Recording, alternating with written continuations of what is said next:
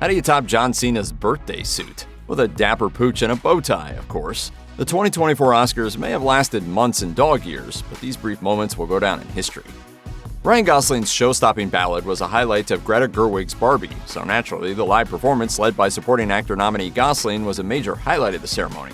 The final original song nominee to take the stage, I'm Just Ken, kicked off with Gosling rising from his seat in the Dolby Theater and removing a cowboy hat behind an already giggling Margot Robbie, and it only got better from there. Clad in a hot pink getup, complete with gloves, Gosling carefully laid his hat on his sister Mandy Gosling's head and took over the stage, eventually joined by his fellow movie Kens.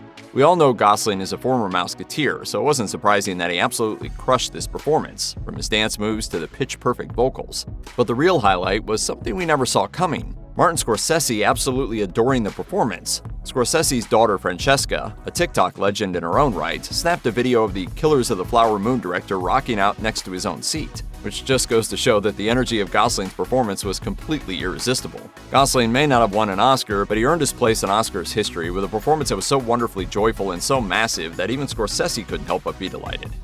It's not always easy to keep audiences glued to their seats for the non-acting categories every Oscar season, but the ceremony's use of John Cena was extremely entertaining and well worth watching this year. Cena was called on to present the Best Achievement in Costume Design Award in a moment described by host Jimmy Kimmel as a nod to an infamous incident that took place at the 42nd Academy Award ceremony. Art gallery owner Robert Opel streaked across the stage while David Niven prepared to introduce Elizabeth Taylor. The tribute had Cena mock sheepishly shuffling across the stage, the envelope held before him to protect his modesty. He and Kimmel bantered about his previous wardrobe choices, with Kimmel joking that Cena's choice to wrestle in jorts was actually worse than being naked in public. Agree to disagree there, Kimmel.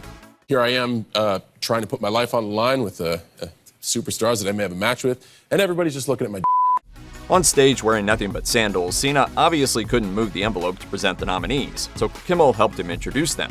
When the camera cut back to the auditorium, Cena was draped in a golden curtain and passed the award out to Poor Things costume designer Holly Waddington. The hilarious moment was definitely a highlight of the evening. It had sharp writing, a great performance by Cena, and a deserving win for Waddington. It's certainly an Oscars moment viewers will remember for a long, long time. Let's have a round of applause for Messi, the brilliant border collie from Best Picture nominee Anatomy of a Fall. The French legal drama ultimately earned director and writer Justin Triet an Oscar for Best Original Screenplay, and we can all agree that Messi deserved his own Oscar for Best Performance by a Canine. As Snoop in the film, Messi has to perform a scene where he overdoses and nearly dies, which is a pretty staggering feat for a dog. Oh, he's got the tongue. He knows to do it. As Jimmy Kimmel acknowledged during his monologue, it might well be one of the best performances of the year by any mammal. After rumors swirled that Messi wouldn't attend the Oscars, Messi heads were rewarded with footage of him sitting with Kimmel before the ceremony. Dog years, this show is 5.5 months long. Oh, good. Okay, we got a winner. He arrived dressed to the canines in a bow tie, immediately earning the title of Very Best and Goodest Boy.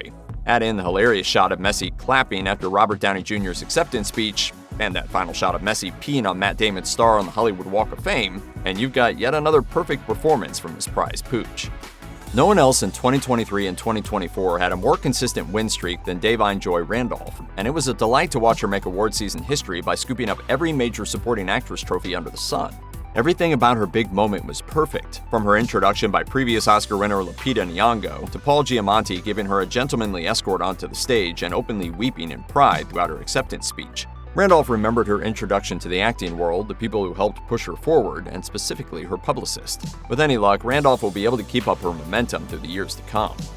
Only a highly decorated, complete master of cool like Al Pacino could get away with presenting the Oscar for Best Picture with such nonchalance. For anyone else, it would have been a masterclass in ill-prepared sloppiness, but Pacino made it look like a part of his dance. With no ceremony whatsoever, the actor simply stepped onto the stage and said, 10 wonderful films were nominated, but only one will take the award for Best Picture. I have to go to the envelope for that, and I will. Here it comes. And my eyes see Oppenheimer. It was charmingly low-key and apparently a little confusing. Only a few bits of scattered applause could be heard for a few seconds as everyone processed the fact that he just steamrolled past the pomp and circumstance for the biggest award of the night. While some got on the actor's case for failing to read out the nominees, it's hard to deny that it was a fun moment. Jonathan Glazer's film The Zone of Interest centers on a high-ranking German family who resides directly next door to Auschwitz-Birkenau. It's a stunning rebuke of humanity's capacity for cruelty, and Glazer's unflinching direction and depiction of the banality of evil is both wholly unsettling and a vitally necessary reminder. And the whole idea of this project was to be confronted by a reflection of ourselves on some level. When the film won Best International Feature, Glazer got up to give his speech, and here are some of his exact words. Our film shows where dehumanization leads at its worst. Right now, we stand here as men who refute their Jewishness and the Holocaust being hijacked by an occupation, which has led to conflict for so many innocent people. Whether the victims of October the 7th in Israel or the ongoing attack on Gaza, all the victims of this dehumanization, how do we resist? Glazer is quite clearly saying that his film's intention is to say that never again means never again for anyone at any point in time. But even outlets like Variety misinterpreted and ran with out-of-context statements by claiming Glazer said he and his colleagues refute their Jewishness without explanation. This speech, a carefully thought out, timely, and beautifully constructed moment crafted by Glazer, is significant, and notably, the British director was the only person to mention Gaza throughout the ceremony. We can only hope people stop misinterpreting his vital words. But either way, they'll remain an important part of Oscar history.